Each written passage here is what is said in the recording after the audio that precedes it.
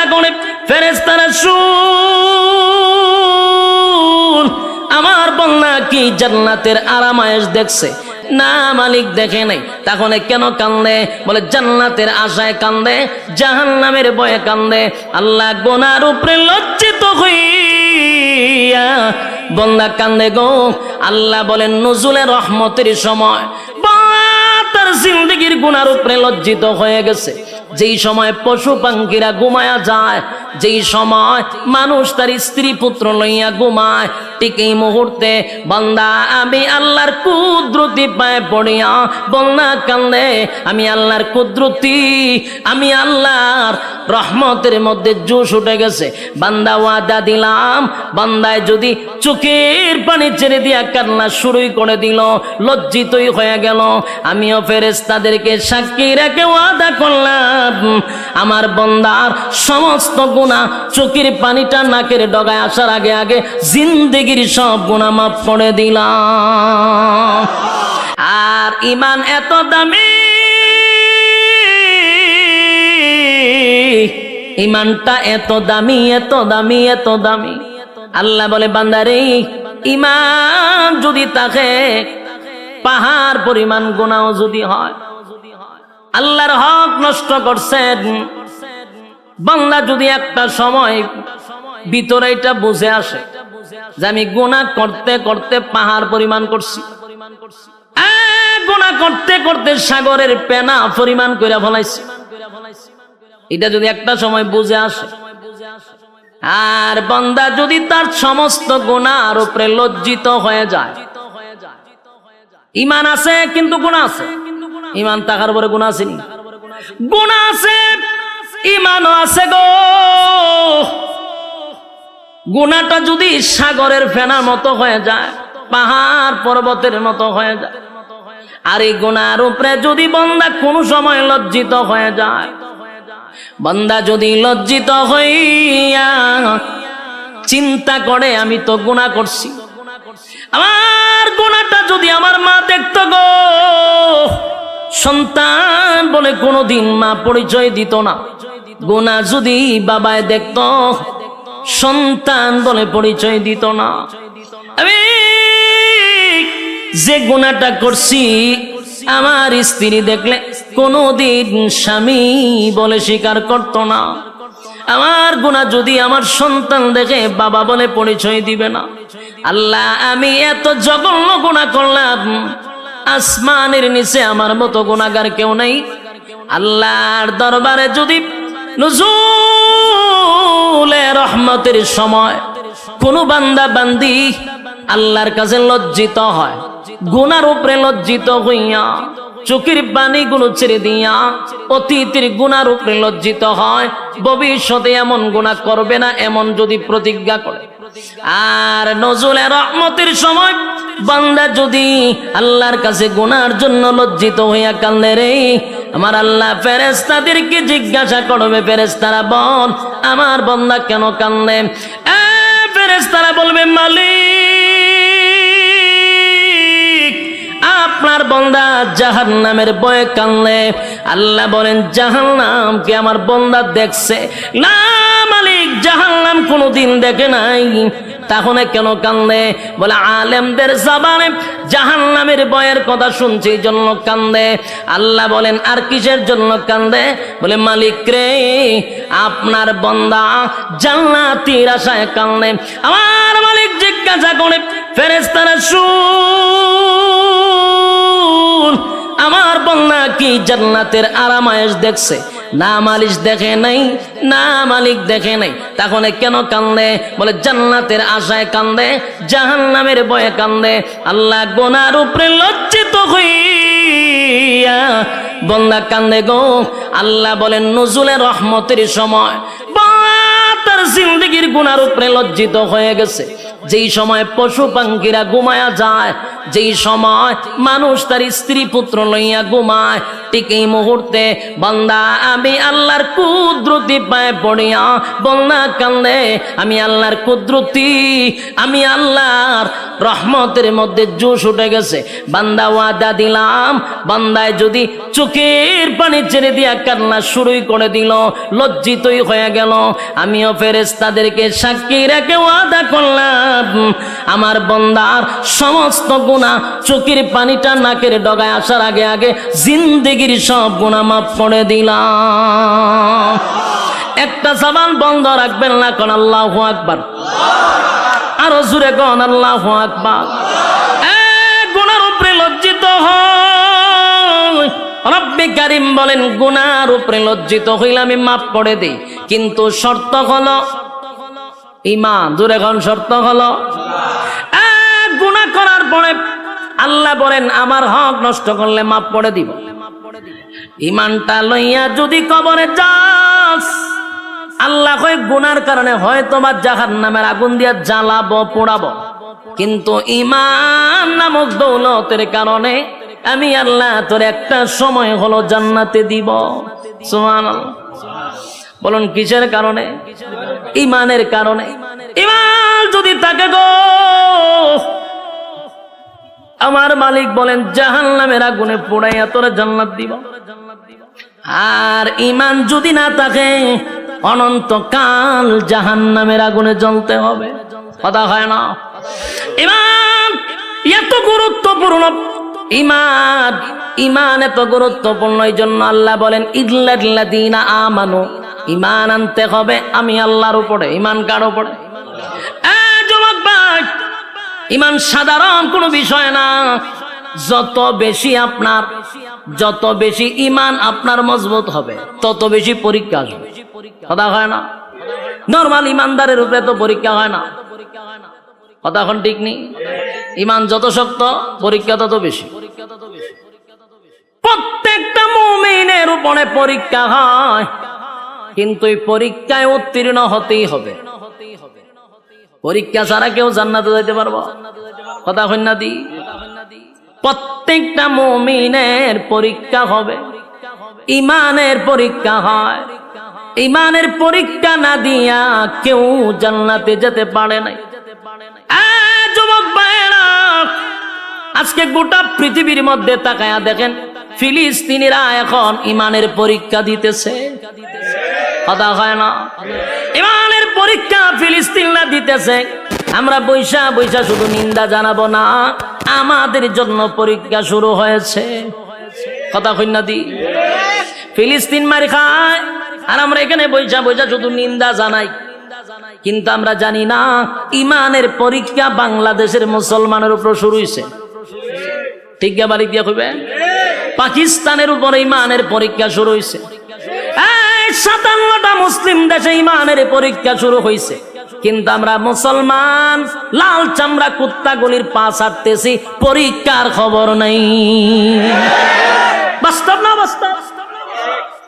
লাল চামড়াদের পা চাড়তেছি প্রত্যেকটা মুসলমানের দেশে, প্রত্যেকটা নাগরিক, প্রত্যেকটা ঈমানের উপরে পরীক্ষা শুরু হয়ে গেছে। বাংলাদেশে বসে আছি, ঈমানের পরীক্ষা শুরু হয়েছে নি? পরীক্ষা শুরু হয়ে গেছে। মুসলমানের রক্ত জড়তেছে, আর তুমি তসবিহ টপলে এখন চলবে না। এখন কি তসবিহ যাওয়ার সময়? সম্মানিত সুধী, গোটা বিশ্বের সব মুসলমান ঐক্যবদ্ধ হতে হবে, এক প্ল্যাটফর্মে আসতে হবে। বিশেষ করে আমরা যারা আছি, আমাদেরকেও সর্বপ্রথম এক হতে হবে। ঐক্য ছাড়া বিকল্প কোনো রাস্তা নাই। আপনারা কি আওয়াজ করতাম? আমরার মধ্যে ঐক্য নাই, কপাল তো আমরার খারাপ। এতগুলা ইসলামিক দল না হইয়া যদি সব মিললে একটা হইতো, কিতা বুঝুন? রাম বামরা কথা কইবার সাহস হইতো না আমরার লগে। কিন্তু আমরা 15 জন হইলে একটা ব্যানার লই আমি একটা দল, 20 জন হইলে আরেকটা দল। ওমা, দলের অভাব নাই। এত দল বাংলাদেশ, সব দল ভেঙ্গে একজনের নেতৃত্বে যদি আমরা যেইভাবে আহমদ শফী সাহেবের নেতৃত্বে সবাই এগিয়ে চলছিল, এইভাবে যদি আবার এক হতে পারি, আল্লাহর কসম এই দেশে ইসলামের পতাকা উড়বে ইনশাআল্লাহ। ঐক্য ছাড়া সম্ভব না। কিন্তু এখন আমরা ঐক্যই না ফাটল সৃষ্টি করব। এজন্য আমাদের উলামায়ে কেরামদের উচিত আমরা এখন ঐক্য হওয়া দরকার, মাঝখানে দুইটা ফাটল সৃষ্টি করার কোনো দরকার নাই। আমরা কিন্তু অনেকে আছে ফাটল সৃষ্টি করা শুরু করছে, আমরা সেই ঐক্য হইতে মাঝখানটা দেয় ফাটল সৃষ্টি কইরা না। যতদিন না পর্যন্ত ঐক্য না হব আল্লাহর কসম মায়ের খাইতেই থাকবো, মায়ের খাইতে থাকবো 100%। আজকে আপনি খাইতেছেন, কালকে আমারও ধরবো, এটা নিশ্চয়তা নাই। আপনারে ধরছে আর আমি যদি আমার দল না কে সুখ দে রে, 2 দিন পর আপনারে শেষব, এটা নিশ্চিত থাকেন। আর অলরেডি বাংলাদেশে কিছু প্রমাণও আমরা পাইছি। কথা হয় না দি, একজনে মারলে আরেকজন হাতে তালি দেয়, হেরও ধরছে, যে তালি দেয় হেরই ধরে, তবে একটু সময় নিয়ে ধরে, বাস্তব না বাস্তব। তাহলে একজন আরেকজনেরটা দিকে টিটকারি মস্করি না করে সবাই আমার ভাই, আমার মুসলমান মুসলমান, আমরা ভাই ভাই, আমাদের এক ছাড়া বিকল্প কোনো রাস্তা নাই। আর আমাদেরকে ফাটল ধরানোর জন্য আমাদের মাঝখানেও কিছু লোক তারা রেডি করে রাখে ফাটল করবার লাগে। বলুন ঐক্য ছাড়া বিকল্প কোনো রাস্তা আছে? গোটা বিশ্বের সব মুসলমানরা যদি আজকে হুঙ্কার দিত, ইসরায়েলি পারত ফিলিস্তিনের উপরে হামলা করত, এই কিচ্ছু লাগে না। আমাদের যতটুকু স্টাডি আছে, এতটুকু গবেষণা করে আমরা যতটুকু বুঝতে পারছি, সবচেয়ে বেশি সম্পদ হলো মুসলমানের হাতে। এর মধ্যে সবচেয়ে বড় সম্পদ হলো তেল। তেলের উপরে সম্পদ আছে না? আর আল্লাহর কসম, যদি এখন আরব দেশগুলি বলে যে আমরা তেল দেওয়া বন্ধ করে দিব, সব লাল চামড়া কুত্তাগুলি দৌড়ের উপরে থাকবো, শুধু তেল বন্ধ করে দিলে। এই সম্পদ আল্লাহ মুসলমানকে দিছে। কিন্তু দেখেন না, মুসলমান এত বড় সম্পদ পায়, এরা ফাও ছাড়তেছে, তেলা বইব কি পা ছাড়তেছে তারা। খালি মুসলমান একটা হুঙ্কার দিলে আজকে প্রতিদিন সকালে লাশের মিছিল দেখতে হয় না। এর একটা কারণ হলো আমাদের মধ্যে ঐক্যই নাই, ঐক্য নাই। সাবধান, ঐক্য চাই যে কোনো দলের হোক। আমরা ঐক্যের জন্য কোনো তরিকা দেখব না ইনশাআল্লাহ। তরিকা থাকতে পারে, ভিন্ন তরিকা একজন থাকতে পারে, তার তরিকা মতো চলতে দেন, কিন্তু মুসলমান হিসেবে আমরা এক প্ল্যাটফর্মে আসতে হবে, এছাড়া বিকল্প রাস্তা নাই। তো যুবক ভাই, আমি জানি আমার কথাগুলি আপনাদের কাছে বেশি মজা লাগবে না, কথাটা সবার কাছে যে পছন্দ এমনও না। কারণ আমরা দেশে যেহেতু ফাউন্ডেশন লিয়ে একটা ব্যানার লিয়ে দৌড় মারি, তো সুতরাং আমার এই কথাগুলি আপনাদের কাছে যে পছন্দ হবে এটা আমিও জানি পছন্দ হবে না। কারণ আমরা 20 জন হলে এখন আমি চিন্তা করলাম আমার সভাপতি বানাও, আমার নেতা বানাও। এই নেতাগিরি বাপ যতদিন না ছুটবে ততদিন এই বাংলাদেশে ইসলামিক আইন কায়ন কোনটি কায়েম হবে না। যতই স্বপ্ন দেখেন ইসলামী হুকুমত কায়েম হবে, কখনো সম্ভব না। কারণ আমার ভিতরে নেতাগিরির বাপ আছে। আমি ফাউন্ডেশন লিয়ে সভাপতি হইতাম চাই, ফাউন্ডেশন লিয়ে আমি প্রধান অতিথি হইতাম চাই, তো কেমন হইব?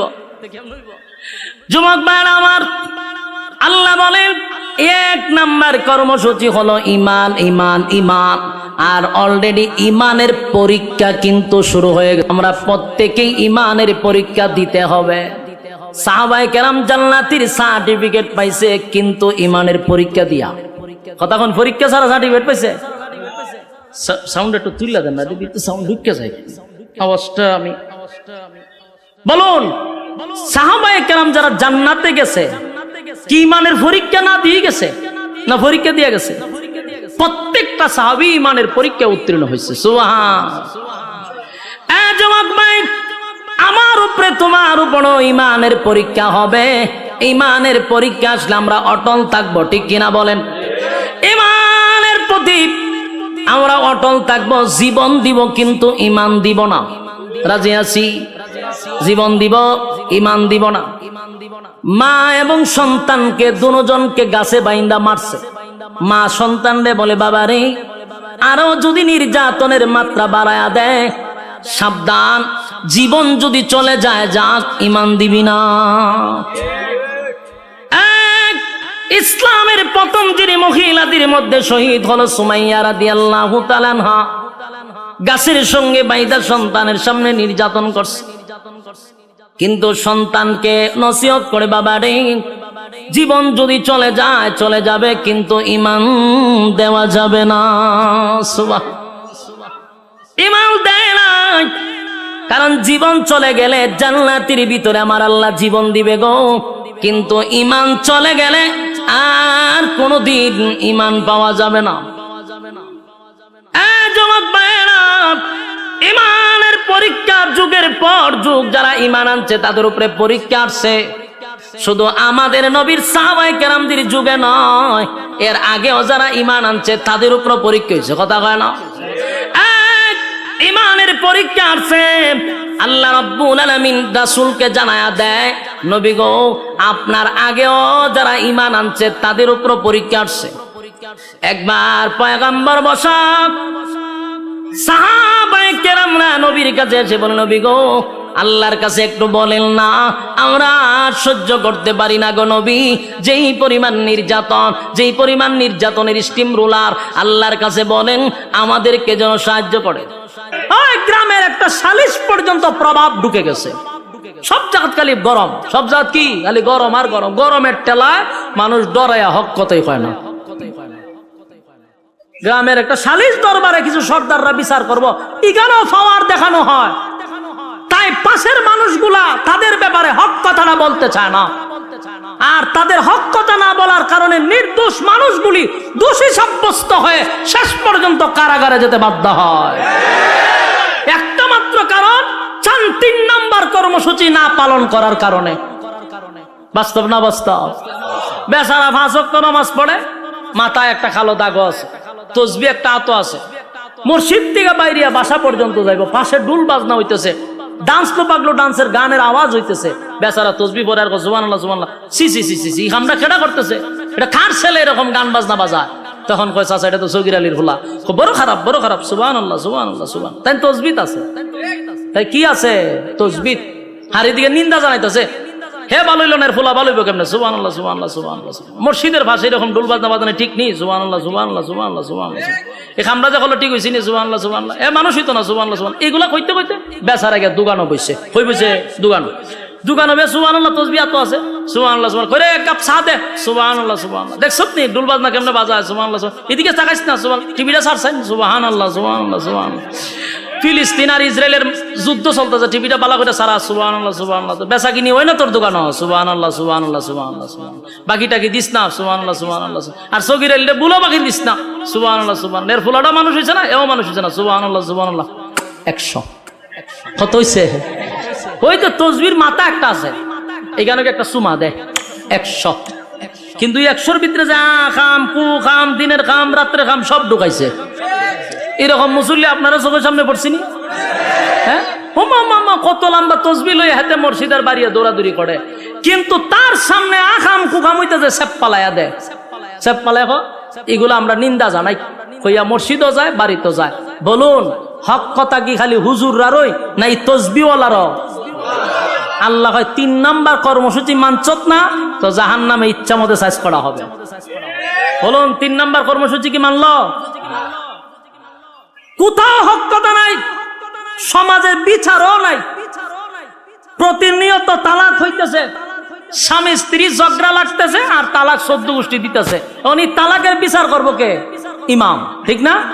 এই তালাকের বিচার করে গ্রামের সালিশ দরবার যে করে কিছু সুৎকুর আর ঘুষখোর লম্পট বদমাশগুলি বসে তালাকের বিচার করত।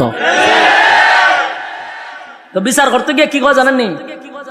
কয়টা যাক যা ডইবার হয়ে গেছে গা, রাগ কইরা কইছে কি তা হইতো না, এটা গুসা কইরা তালাক দিছে, এটা কোনো অসুবিধা নাই, বাচ্চা কাচ্চা আছে, অন যাইব কই? আচ্ছা এটা একটা মিলাই দাও, কথা বুঝতেছে? কত বড় লম্পট! আল্লাহ যেখানে নিষেধ করছে আল্লাহরে আবার ঠিক করে মিলাইয়া দেয়। তালাক দিয়ে দিছে রাগ কইরা, কি কইরা? তালাক কি মানে হাসতে হাসতে দেয়, হাসতে হাসতে বলে তোমার সাইডে দিছি, এই কথা কয়নি। তালাকটা কেমনে দেয়? রাগ করি তো দেয়, হেরা বিচার করে রাগ করে দিলাইছে। যে বলুন তো দেখি, পিস্তল আমার হাতে, আমি যদি কেউ হাসতে হাসতে গুলি করি মরবনি? রাগ করে গুলি করলে দুটোতে মরতেছে, হাসা দিল মরে, গুসা কইরা যদি গুলি করি তাও মরে। তালাক হাসতে হাসতে দিল তালাক হয়, কাঁদতে কাঁদতে তালাক দিলে হয়, রাগ কইরা দিল হয়। কিন্তু লম্পটরা বিচার করে, বাচ্চা কাচ্চা হয়ে গেছে, বাচ্চা যাক এটা একটা মিলাই দিলাই দিলাম। বিচার করার কথা ছিল কে? বিচার করলো কে? সমাজের বাস্তবতা এরকম বর্তমানে আছে না নাই? এর একটা দোষ হলো আমরা দলে দলে ভাগ হইতেছি, বাস আমরার যে দায়িত্ব ছিল এটি আমরা জানি না। আমরা দায়িত্ব হন আমরা বুঝছি মসজিদ ইমামতি করো, আর দাওয়াত টোয়াত খামু, কেউ মরলে 40 পড়ামু, আর খতম টতম আইব সুবহানাল্লাহ সুবহানাল্লাহ পড়মু, বাস 100 টাকা দিব আমরা পড়ব। দুঃখের সাথে বলতেছি, এটা কি আমরা দায়িত্ব? ইমাম শব্দের অর্থ হইল নেতা। ইমাম শব্দের অর্থ কি? যিনি মসজিদের ইমাম আর খতিব। একটা চেয়ারম্যানের চেয়েও তার পাওয়ার বেশি। এলাকার সমস্ত সালিশ দরবার তার করা দরকার ছিল, ঠিক কিনা বলেন? আজকে যদি ইমাম আর খতিব যদি এলাকার বিচার করত, এলাকার সালিশ দরবারে ইমামদের হাতে দায়িত্ব দেওয়া হতো, আল্লাহর কসম নির্দোষ মানুষ কোন সময় দোষী হতো না, দোষী মানুষ নির্দোষ হতো না, তালাকপ্রাপ্ত মহিলারা যারা সন্তান জন্ম দিত না। আফসোসের বিষয় হলো ইমামদেরকে বুঝাইছে তোমরা হুজুর গরম ভাত খাইবা আর 500 টাকা তোমরা দিমু, ইমামতিও তোমরা দায়িত্বই কেন, বিচার আসার আমরা তো ছেড়ে দেন। কি বাটপারি শুরু করছে। সর্দার গুলার বিচার গুলো আমি বহুত দেখছি, 8-10টায় বিচার করতো, ওই গুড়ায় 8টা এক, কিন্তু বিচারে গিয়া পাট পাট হয়।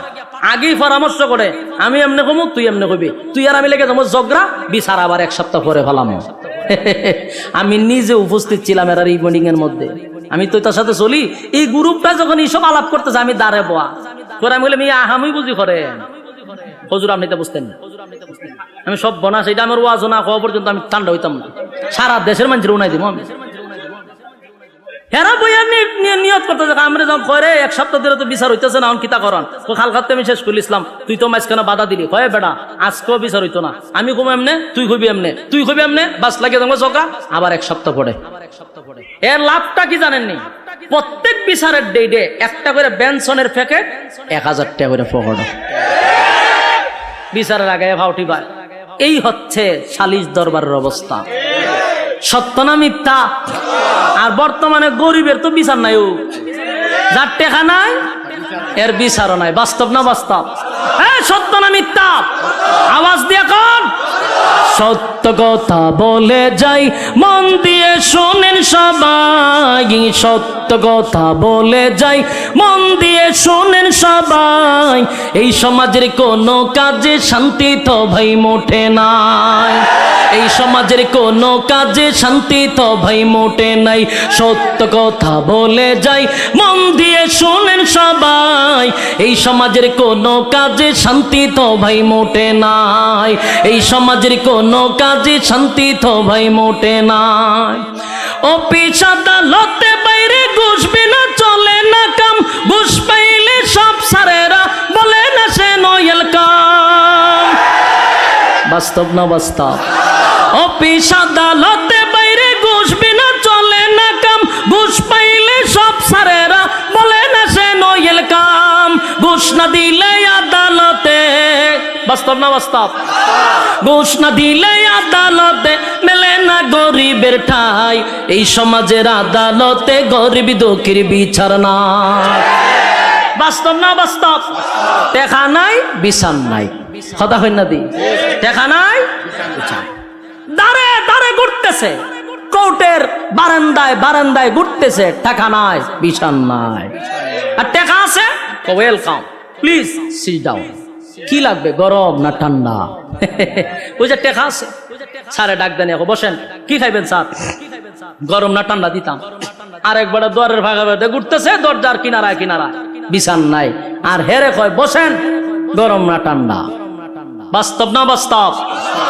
অফিস আদালতে বাইরে ঘুষ বিনা চলে না কাম, ঘুষ পাইলে সব সারেরা বলে না সে নয়েল কাম। ঘুষ না দিলে আদালতে বাইরে, ঘুষ না দিলে আদালতে মেলে না গরিবের ঠাই, এই সমাজের আদালতে গরিব দুঃখীর বিচার নাই, এই সমাজের আদালতে গরিব দুঃখীর বিচার নাই। সত্য কথা বলে যাই, মন দিয়ে শুনেন সবাই, সত্য কথা বলে যাই, মন দিয়ে শুনেন সবাই, এই সমাজের আদালতে গরিব দুঃখীর বিচার নাই। কথা হয় না? নামদারি কত থেকে মুসলমান নামাজ রোজা ছাড়িয়া, খাজা বাবার নামে গান গায় ঢোল তবলা বাজাইয়া।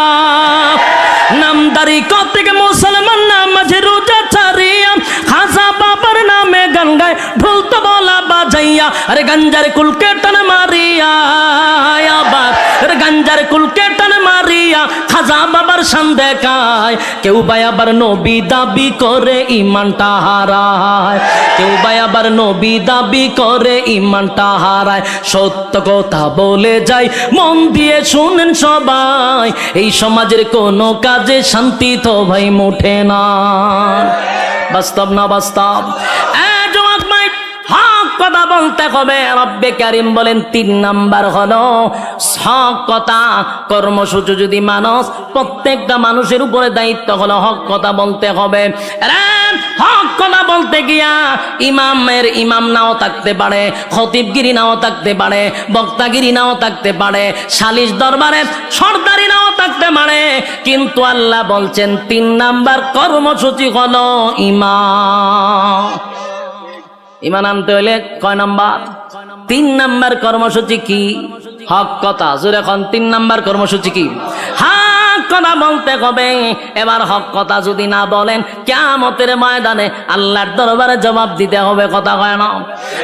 যুবক ভাই, 4 নাম্বার হলো 4 নাম্বার হলো সবর করা। 4 নাম্বার কি? ধৈর্য ধরা। সবর যদি থাকে, তাহলে যার ভিতরে ধৈর্য আছে সে ঈমান আছে, ঈমানটারে ধৈর্য দিয়ে রাখতে হবে। যার ভিতরে ধৈর্য নাই, তাহলে ঈমান রাখা কষ্ট। 2 নাম্বার হলো নেক আমল, তাও ধৈর্য লাগবে। ধৈর্য ছাড়া কি নেক আমল করা যাবে? কথা হয় না? ধৈর্য লাগবে নেক আমল করতে গিয়া। 3 নাম্বার হলো বান্দারে, 3 নাম্বার হলো হক কথা, এটাও ধৈর্য লাগবে। তাই সবরটা লাস্টে রাখছে। 1 নাম্বার ঈমান, 2 নাম্বার নেক আমল, 3 নাম্বার হক কথা, 4 নাম্বার ধৈর্য সবর। 4 কর্মসূচি। 1 নাম্বার আল্লাহ বলেন ওয়াল আস, সময়ের কসম, সময়ের কসম। সময়টা হলো তোর হায়াতের কসম। আমি আল্লাহ প্রত্যেকটা মানুষকে আমি হায়াত দিছি, হায়াতটা তোমার পুঁজি দিছি। বান্দারে, সেই পুঁজির কসম আমি আল্লাহ কসম কেটে বললাম ওয়াল আস, সময়ের কসম, সময়ের কসম। ইন্নাল ইনসানা লাফি খুসর। আল্লাহ বলেন সময়ের কসম কেন বললাম? বাংলা শুন, পৃথিবীর সব মানুষ ক্ষতিগ্রস্ত, সব ক্ষতিগ্রস্ত। হিসাব মিলায় আমরা দেখছি কেউ লাভবান হতে পারলাম না। হায়াতটা যদি হয় 60 বছর, আমাদের জীবন থেকে 30 বছর চলে গেছে গো। আমাদের জীবন থেকে 30টা বছর চলে গেল। তার মানে 30 বছরের পুঁজি দিয়া আমরা কিন্তু মুনাফা অর্জন করতে পারলাম না। হিসাব মিলায়া দেখি ক্ষতিগ্রস্ত, ক্ষতিগ্রস্ত, ক্ষতিগ্রস্ত। আল্লাহ বলেন ইন্নাল ইনসানা লাফি খুসর, পৃথিবীর সব মানুষ ক্ষতিগ্রস্ত। তবে আল্লাহর মায়া দয়া বেশি। আল্লাহর নাম রহমান, আস্তিকরাও মহব্বত করে, নাস্তিকরাও মহব্বত করে। আল্লাহ বলেন 4টা কর্মসূচি দিলাম, আমি আল্লাহর মায়া দয়া বেশি। 4 কর্মসূচি যদি বান্দা পালন করস, ওয়াদা দিলাম ক্ষতিগ্রস্ত হবি না। 1 নাম্বার হলো ঈমান, 2 নাম্বার নেক আমল, 3 নাম্বার হক কথা, 4 নাম্বার হলো ধৈর্য। দিলের কান লাগায় শুনেন, বিশেষ করে রায়ের বাগের যুবকেরা, এখানে ভিন্ন জেলার মানুষ আছেন, এখানে ভিন্ন থানার মানুষ আছেন, এক একজনের এক এক মত, কিন্তু দিলের কান লাগায় শুনেন। আল্লাহ শুরুতে একটা কসম করছে, মালিক কিন্তু কসম ছাড়াও মালিকের কথার দাম আছে গো। এরপরও আল্লাহ কসম করলো ওয়াল আস, সময়ের কসম। তাফসীর কারকরা বলেন এই সময়টাই এত দাম, এটা তোমার হায়াতের সময়। হায়াতের সময়ের কসম কইরা আল্লাহ কয় ইন্নাল ইনসানা লাফি খুসর। বান্দা, কসম করে বললাম পৃথিবীর সব মানুষ ক্ষতিগ্রস্ত। যুবক ভাই, রব্বে কারিম যদি বলেন পৃথিবীর সব মানুষ ক্ষতিগ্রস্ত, বাঁচার উপায় আসেনি? কথা হয় না? আল্লাহ বলেন পৃথিবীর সব মানুষ ক্ষতিগ্রস্ত। 4 কর্মসূচি যদি বান্দা পালন করস, আমি আল্লাহ তোরে ক্ষতিগ্রস্ত করব না। 1 নাম্বার ঈমান আনবো আল্লাহর উপরে। ঈমান অবস্থায় কারো কাছে গিয়া সেজদা দিব না, কারো কাছে চাইব না, কারো কাছে সন্তান চাইব না, কারো পায়ের নিচে সেজদা দিব না। যুবক নাই, ঈমান আনবো একমাত্র আল্লাহর উপরে। 2 নাম্বার হলো বান্দারে নেক আমল করতে হবে। নেক আমলের জায়গা হলো এই জায়গা, মাদ্রাসা, মসজিদ, ওয়াজ মাহফিল। এই জায়গাতে আসলে প্রত্যেকটা মানুষের আমল নামায় নেকি হয়। প্রতিটা অক্ষরে অক্ষরে 10টা করে নেকি আপনার আমল নামায় আল্লাহ ঢোকায়া দিচ্ছে। সুতরাং এটা নেকির জায়গা, এখানে বসলে নেকি হয়। আল্লাহ বলেন ওয়া আমিলুস সালিহাত, নেক আমল করো, নেক আমল করো। 2 নাম্বার নেক আমল। 3 নাম্বার হলো হক কথা বলতে হবে, যেটা তোমার সাধ্যের বাহিরে। এখানে তুমি মনে মনে ঘৃণা করতে পারো, কিন্তু যতটুক তোমার শক্তি আছে সেখানে তুমি মোকাবেলা করো। হক কথা ছাড়া যাবে না। এটা যদি তিতা হয়, হক কথা বলতে গিয়া যদি আমার উপরে হামলা হয়, মামলা হয়, কিন্তু বান্দা হক কথা ছাড়বি না। 3 নাম্বার কর্মসূচি হক কথা। 4 নাম্বার হলো ধৈর্য। মাঝে মধ্যে বিভিন্ন বিষয়ে ধৈর্য ধরতে হবে, কথা হয় না।